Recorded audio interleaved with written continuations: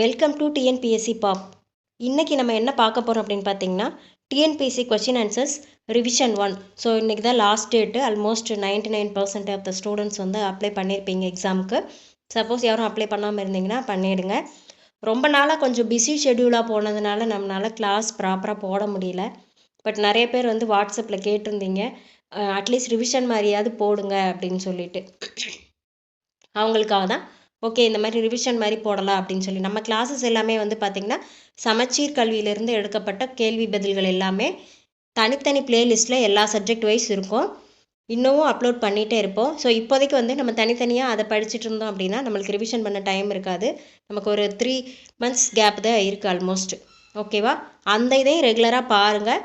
Plus எக்ஸ்ட்ராவாக இந்த ரிவிஷனை படிங்க. இந்த ரிவிஷன் மட்டும் படித்தா பத்தாது. நம்ம சேனலில் ஆல்ரெடி நிறைய போஸ்ட் பண்ணியிருக்கோம். எல்லாமே சமச்சீர் புக்கில் இருக்க கேள்வி பதில்கள் தான்.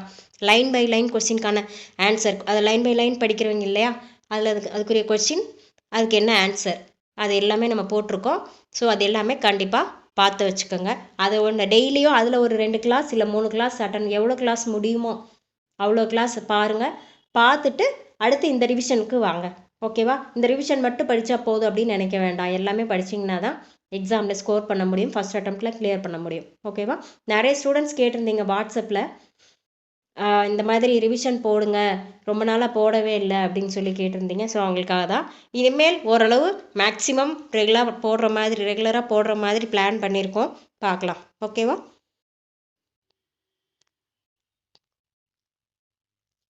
ஃபர்ஸ்ட் கொஸ்டின், பல்லாவரத்தில் உள்ள பல்லவர்கள் குடைவரை கோயில் யார் காலத்தில் அமைக்கப்பட்டது? ஸோ பல்லாவரத்தில் இருக்கக்கூடிய பல்லவர் குடைவரை கோயில் யார் காலத்தில் அமைக்கப்பட்டது அப்படின்னா முதலாம் மகேந்திரவர்மன். இதுக்கு ஏன் வந்து ஏபிசி ஆப்ஷன்ஸ் கொடுக்கல அப்படின்னா, ஸோ நீங்கள் வந்து நமக்கு கம்மியான டைம் தான் இருக்குது.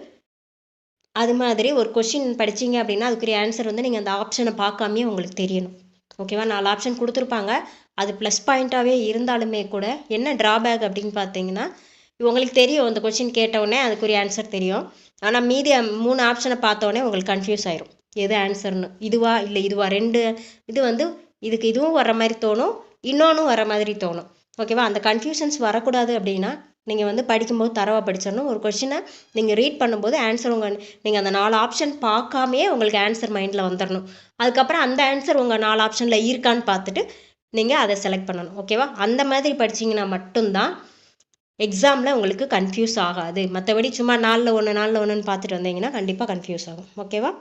அது மாதிரி நமக்கு டைம் கம்மியாக தான் இருக்குது. ஆப்ஷன்ஸ் நிறையா கொடுத்து லென்த்தியாக போக வேண்டாம், ஷார்ட் அண்ட் ஸ்வீட்டாக முடிக்கணும் அப்படிங்கிற பிளானில் தான் இருக்கும்.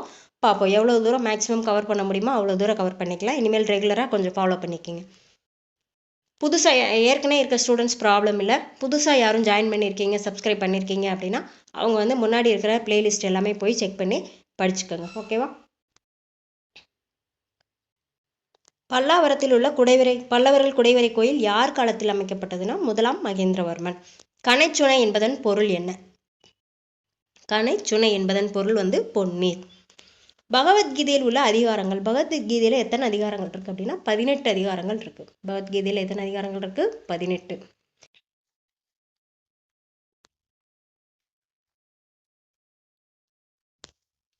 கதக் என்னும் நடனம் எங்கு முதன்மையானதாக கருதப்படுகிறது? வட இந்தியா. கதக் என்னும் நடனம் எங்கு முதன்மையானதாக கருதப்படுகிறது? வட இந்தியா.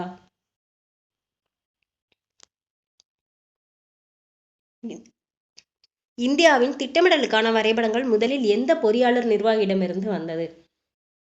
இந்தியாவில் திட்டமிடலுக்கான வரைபடங்கள் முத எந்த பொறியாளர்கிட்ட இருந்து வந்துச்சு அப்படின்னு சொன்னால் விஸ்வேஸ்வரையா. வெண்மை புரட்சியின் தந்தை என கருதப்படுபவர் எல்லாத்துக்குமே நமக்கு தெரியும், வி குரியன் அப்படின்னு. ஆனால் அவங்க கொடுக்கும்போது என்ன செய்வாங்க அப்படின்னா வெண்மை புரட்சி, பசுமை புரட்சி, இந்த மாதிரி எல்லா இருப்பாங்க இல்லையா, அவங்க எல்லார் பேரையும் கொடுத்துருப்பாங்க. அப்போ நம்ம வந்து எதுக்கு எந்த புரட்சிக்கு யாருங்கிறது கன்ஃபியூஸ் ஆயிரும். ஓகேவா? அதனால் படிக்கும்போது கிளியராக படிச்சுக்கோங்க. வெண்மை புரட்சியின் தந்தை என கருதப்படுபவர் குரியன். வெண்மை புரட்சியின் தந்தை என கருதப்படுபவர் யார்? குரியன். இந்தியாவில் அதிக அளவு மறைமுக வேலையின்மை நிலவும் துறை எது?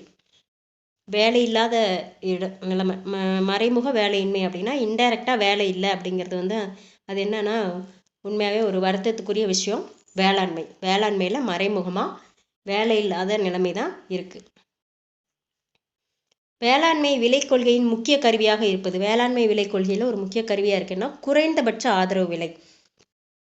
அதாவது மினிமம் எவ்வளோ சப்போர்ட் பண்ண முடியுமோ அந்த மாதிரி சப்போர்ட் பண்ணுறது, அதான் வந்து குறைந்தபட்ச ஆதரவு விலை. வேளாண்மை விலை கொள்கையின் முக்கிய கருவியாக இருப்பது குறைந்தபட்ச ஆதரவு விலை. புரட்சி கவி என்று போற்றப்படுபவர் யார்? பாரதிதாசன். புரட்சி கவி என்று போற்றப்படுபவர் யார்? பாரதிதாசன். ஆசிய கண்டத்தின் இரண்டாவது பெரிய மாநாடு எது? ஆசிய கண்டத்தில் இரண்டாவது பெரிய மாநாடு எது அப்படின்னு பார்த்தீங்கன்னா இந்தியா. தமிழர்கள் தாங்கள் வாழ்ந்து வந்த 5 மண்டலங்களை எவ்வாறு அழைத்தனர்? 5 மண்டலங்கள் இப்படி டைரக்டாக கொடுப்பாங்க ரேர் கேஸில், மற்றபடி இன்டைரக்டாக கேட்கலாம். 5 திணைகள். தமிழர்கள் தாங்கள் வாழ்ந்து வந்த 5 மண்டலங்கள் வந்து மண்டலம்னா பிளாக், அந்த பிளாக் எப்படி பிரிச்சிருக்காங்க அப்படின்னா 5 திணைகள் அப்படின்னு சொல்லி பிரிச்சிருக்காங்க. வரலாற்றினை எத்தனை காலகட்டங்களாக பிரிக்கலாம்? வரலாற்றினை 2 காலகட்டங்களாக பிரிக்கலாம். ஸோ இது என்னென்ன அப்படிங்கிறது எல்லாமே நம்ம சமச்சீர் பாடத்தில் படிச்சிருக்கோம். ஆல்ரெடி ஸ்டார்டிங்லேருந்து சப்ஸ்கிரைப் பண்ணியிருக்கவங்களுக்கு தெரிஞ்சிருக்கும்னு நினைக்கிறேன். கண்ணாடியை சுத்தம் செய்ய பயன்படும் பொருள் எது? Calcium hydroxide. கண்ணாடியை சுத்தம் செய்ய பயன்படும் பொருள் எது? Calcium hydroxide. இரண்டாவது வட்டமேசை மாநாடு நடந்த ஆண்டு. இரண்டாவது வட்டமேசை மாநாடு நடந்த ஆண்டு 1931. இரண்டாவது வட்டமேசை மாநாடு நடந்த ஆண்டு 1931. இரும்பு துருப்பிடித்தல் ஒரு வேதி மாற்றம். இரும்பு துருப்பிடித்தல் ஒரு வேதி மாற்றம். திருப்பதி மலைக்கு தெற்கில் வாழும் மக்கள் பேசும் மொழி. இதெல்லாமே வந்து பார்த்திங்கன்னா எனக்கே ரிப்பீட்டட் கொஸ்டின்ஸ் மாதிரி தான் தெரியுது. ஸோ ஏற்கனவே அந்த பழைய கிளாஸஸ் எல்லாமே அட்டன் பண்ணியிருந்தீங்க அப்படின்னா அவங்க எல்லாத்துக்குமே கண்டிப்பாக தெரிஞ்சிருக்கும். எல்லாமே இதில் நம்ம பார்க்குற எல்லாமே அதில் ஆல்ரெடி பார்த்துருக்கோம், புதுசாக எதுவும் இல்லை. இரும்பு துருப்பிடித்தல் ஒரு வேதி மாற்றம். திருப்பதி மலைக்கு தெற்கில் வாழும் மக்கள் பேசும் மொழி தமிழ். சங்கம் மருவிய காலம் கிபி. கிமுவா கிபியா அப்படிங்கிறத நல்லா கவனமாக வச்சுக்கோங்க. சங்கம் மருவிய காலம் கிபி 300 600. உணவை கடத்தும் ஒரு கூட்டு திசு புளோயம். உணவை கடத்தும் ஒரு கூட்டு திசு புளோயம். ஆர்கியாலஜி தொல்லியல் அப்படிங்கிறது எந்த மொழிச்சொல்? கிரேக்க மொழிச்சொல். ஆர்கியாலஜி அப்படிங்கிறது என்னது? தொல்லியல் துறை. ஆர்கியாலஜிஸ்ட் அந்த தொல்லியலில் இருக்கிறாங்க இல்லையா அவங்க வந்து அந்த பேர் வந்து எதுலேருந்து வந்துச்சு அப்படின்னா கிரேக்க மொழிச்சொல்லிருந்து வந்திருக்கு.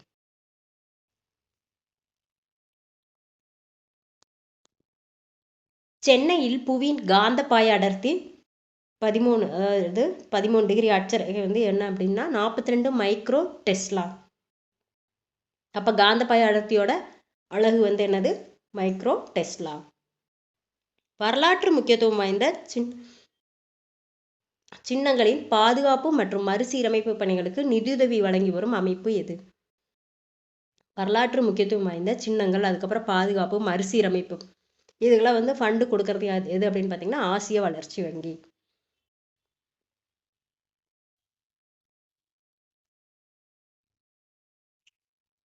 மின் ஆற்றலை இயந்திர ஆற்றலாக மாற்றும் கருவி எது?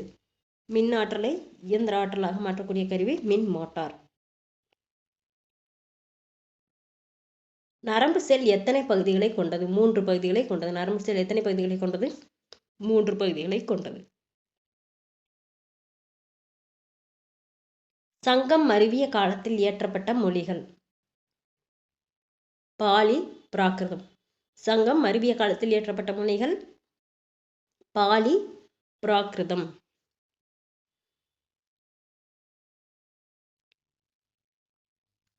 ஒன்ஸ் ஃபர்ஸ்ட்லேருந்து எல்லாத்தையும் பார்த்துக்கலாம்.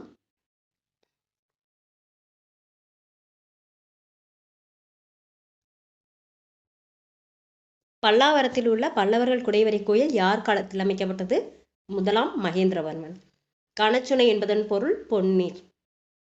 பகவத்கீதையில் உள்ள அதிகாரங்கள் 18. கதக் என்னும் நடனம் எங்கு முதன்மையானதாக கருதப்படுகிறது? வட இந்தியா. இந்தியாவின் திட்டமிடலுக்கான வரைபடங்கள் முதலில் எந்த பொறியாளர் நிர்வாகியிடமிருந்து வந்தது? விஸ்வேஸ்வரையா. வெண்மை புரட்சியின் தந்தை என கருதப்படுபவர் வி. குரியன். இந்தியாவில் அதிக அளவு மறைமுக வேலையின்மை நிலவும் துறை எது? வேளாண்மை.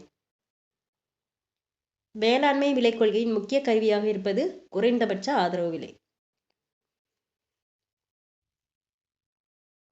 புரட்சி கவி என்று போற்றப்படுபவர் யார்? பாரதிதாசன். ஆசிய கண்டத்தின் 2வது பெரிய நாடு இந்தியா. தமிழர்கள் தாங்கள் வாழ்ந்து வந்த 5 மண்டலங்களை எவ்வாறு அழைத்தனர்? ஐந்திணைகள்.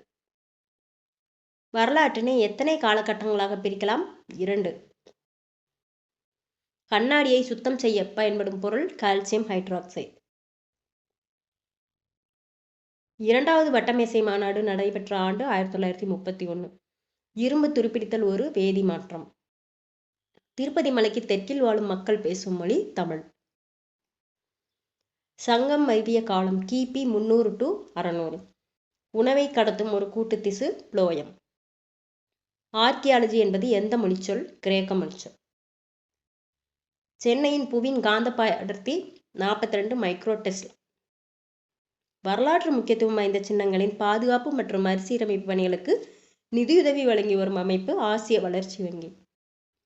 மின் ஆற்றலை இயந்திர ஆற்றலாக மாற்றும் கருவி மின் மோட்டார். நரம்பு செல் எத்தனை பகுதிகளை கொண்டது? 3 பகுதிகளை கொண்டது. சங்கம் மருவிய காலத்தில் இயற்றப்பட்ட முனைகள் பாலி, பிராகிருதம். எனக்கு கொஞ்சம் கோல்டு இருக்கனால கண்டினியூஸாக பேச முடியல, காஃப் இருக்குது. ஸோ வாய்ஸும் அதனால் ஒரு மாதிரி இருக்கும்.